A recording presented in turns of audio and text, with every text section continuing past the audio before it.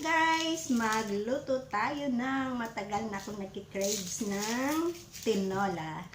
Kaya yan, bumili tayo ng papaya, tayong ating manok, hiwain ba natin prepare.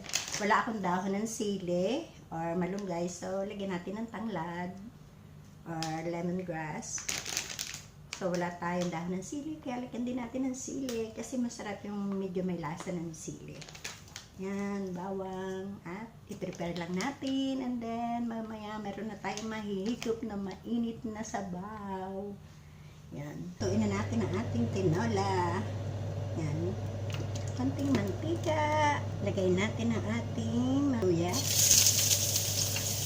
lagay natin ang ating tanglad, first time, at saka garlic. First time po magtinola ng may tanglad kasi wala na tayong dahon ng sili, saka medyo may konti akong flu, kaya gusto kong kumain ng a little bit healthy.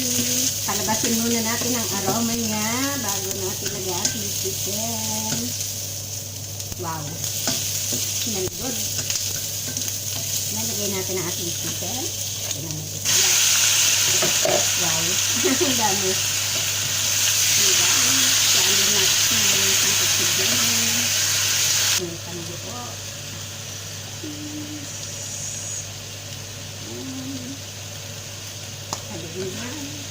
Bago natin lagyan ng tubig, medyo buto ng brown na ng konti ng ating chicken. Parang ganun.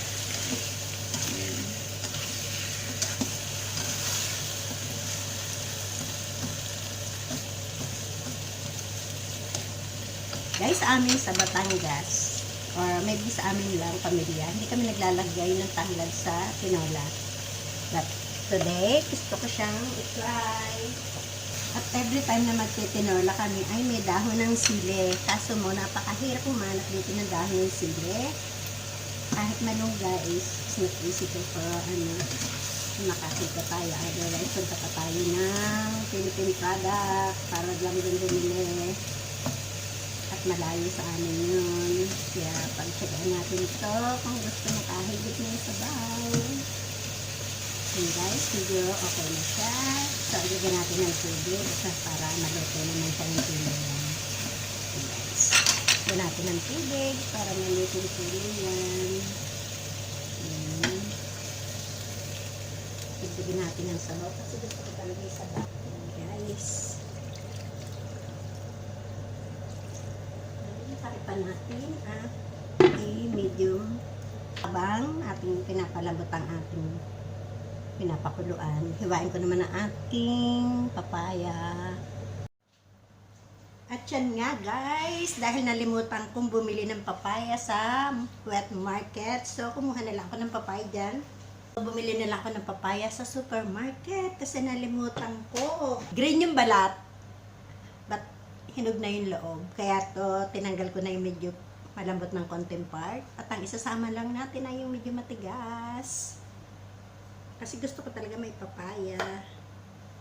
Yan, then hiwain natin na medyo may kalakihan kasi parang hindi siya maduro. At least hindi siya. Yan. Medyo malaki. Kasi kaya ako inihiwalay na yung may dessert na tayo. Kasi bato mamis. Kaya naman bakit papaya pa ang pinakagusto kong kainin. Siya ko pang nalimutang bilhin. Ang dami sa palengke na hilaw na papaya. Supermarket wala. Puro pa. From Philippines pa to. Supermarket. Kaya pahinog na siya. Kasi magandang breakfast tong papaya. Paghinog. Kaya medyo late. Last natin tong ilagay kasi medyo malambot ng konti. At least nandun yung lasang papaya. At dahil nga guys, gusto ko yung dahon ng sili pero mahirap hanapin, kaya maglagay din tayo ng sili sa ating tinola. First time ko rin tong gagamitin na maglagay ng sili sa tinola. Kasi ang alam ko talaga nilalagay lang dahon ng sili. Pero maybe yung pagkaalam ko ay old school. So, lagyan natin para gusto ko talaga yung lasa ng sili. Yan, dahon ng sili, pero wala tayo, so wala tayong magagawa. So, yan, malapit na natin makain na ating tinola. Ang tamis niya, guys. And guys, bago natin lagyan ng pampalasa, tanggalan muna natin na bawasan natin yung mantika ng manok. Yan. Ito yung pangtanggal. See guys. Yan.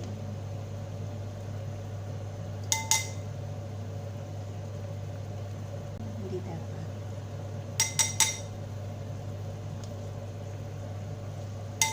Ito nyo guys. Mantika. Yan. Yan ang mantika ng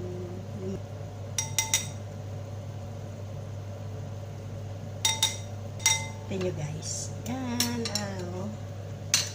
At syempre, para mas masarap, lagyan natin ng palasa. Try natin muna ang isa. Yan.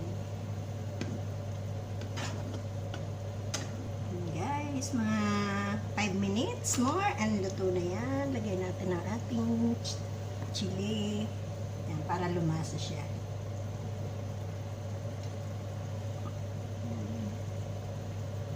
Pa natin, may natin lagay ating papaya kasi nga medyo hinog na ating papaya. Yan guys. And guys, nilagay na natin ang ating manibalang na papaya. Saka yung ating some liver. Yan. Mga 5 minutes, luto na to guys. Pwede na tayong makakain ng isang masarap. Yan guys. Amoy tinola na. Kahit pala walang dahon, amoy tinola rin. Sarap. Ang sarap ng amoy. Yan lang natin yan, mga 5 minutes guys. Pwede na tayong kumain. Guys, yan. Tikman natin. Oops. Nalambot na na. Yan. Tikman natin guys. Kung okay na talaga siya. Malambot na yun.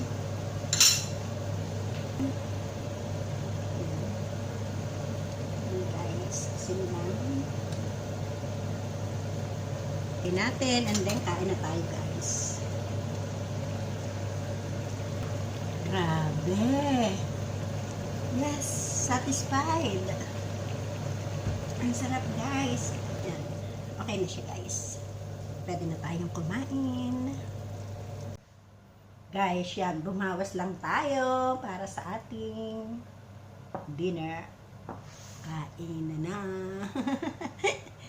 Kain na tayo guys. Ang sarap po. Umusok-usok.